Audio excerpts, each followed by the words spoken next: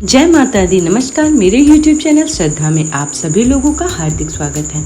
उम्मीद करती हूँ कि आप सभी सुखी, स्वस्थ और अपने अपने जीवन में व्यस्त होंगे। आइए जानते हैं आज इस वीडियो के माध्यम से माँ दुर्गा सप्तशती के अध्याय 2 के बारे में, जिसमें देवताओं के तेज से देवी का प्रादुर्भाव और महिषासुर की सेना का वध हुआ था।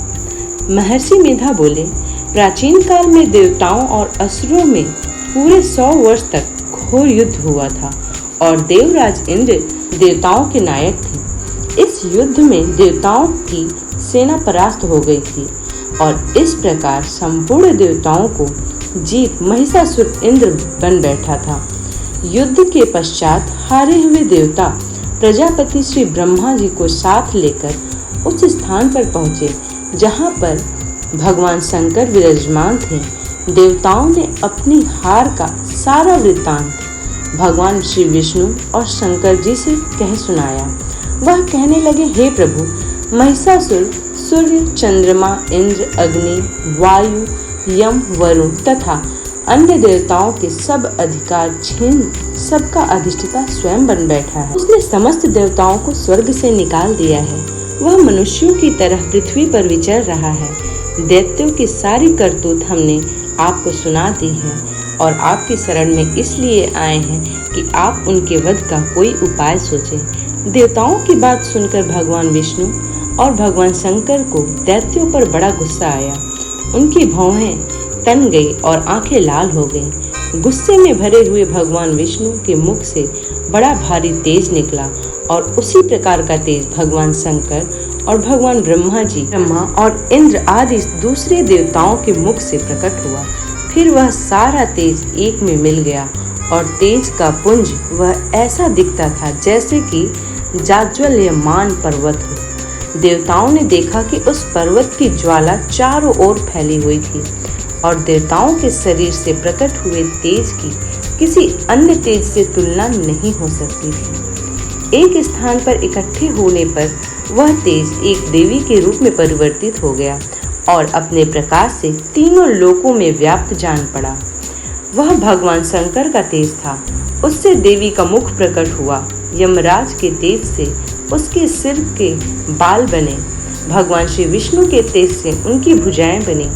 चंद्रमा के तेज से दोनों स्तन और इंद्र के तेज से जंघा तथा पिंडली बनी और पृथ्वी की तेज से नितंब भाग बना। ब्रह्मा के तेज से दोनों चरण और सूर्य की तेज से उनकी उंगलियां पैदा हुईं। वसुओं के तेज से हाथों की उंगलियां एवं कुबेर के तेज से नासिका बनी।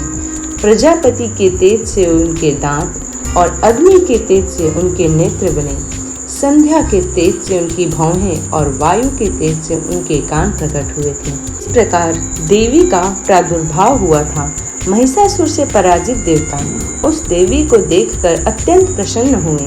भगवान शंकर ने अपने त्रिशूल में से एक त्रिशूल निकालकर उस देवी को दे दिया और भगवान श्री विष्णु ने अपने चक्र में से एक चक्र निकालकर उस देवी को दे दिया। वरुण ने अपने चक्र में से एक चक्र निकालकर उस देवी को दे दिया। वरुण ने देवी को शंख भेंट किया। अग्नि ने इसे शक्ति दी। वायु ने इसे धनुष और बाण दिए।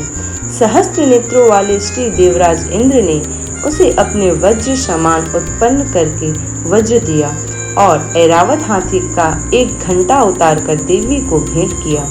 यमराज ने उसे काल दंड में से एक दंड दिया। प्रजापति ने उस देवी को स्फटिक की माला दी और ब्रह्मा जी ने उसे कमंडल दिया।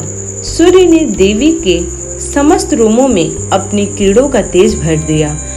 काल ने उसमें चमकती हुई ढाल और तलवार दी और उज्जवल हार और दिव्य वस्त्र उसे भेंट किए और इनके साथ ही उसने दिव्य चूड़ामणि दी।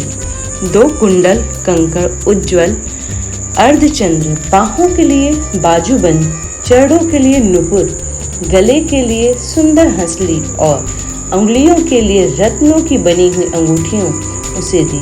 विश्वकर्मा ने उनको फरसा दिया और उसके साथ ही कई प्रकार के अस्त्र और उम्मेद्य कवच दिए और इसके अतिरिक्त उसने कभी न कुम्हलाने वाला सुंदर कमल की मालाएं भेंट की।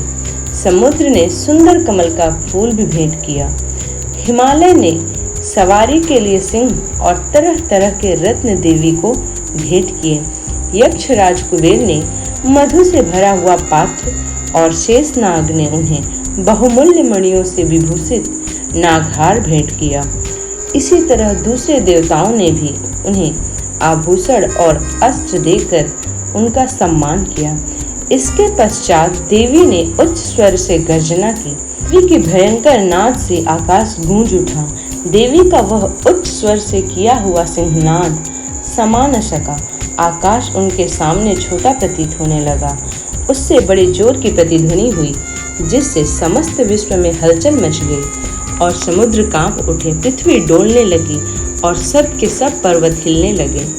देवताओं ने उस समय प्रसन्न हो सिंहवाहिनी जगतमयी देवी से कहा, हे देवी, तुम्हारी जय हो। इसके साथ महर्षियों ने भक्ति भाव से विनम्र होकर उनकी स्तुति की। संपूर्ण त्रिलोकी को शोकमग्न देखकर दैत्यगण अपनी सेनाओं को साथ लेकर और हथियार आदि सजाकर उठ खड़े हुए। महिषासुर के क्रोध की कोई सीमा नहीं थी। उसने क्रोध में भरकर कहा, यह सब क्या उत्पात है।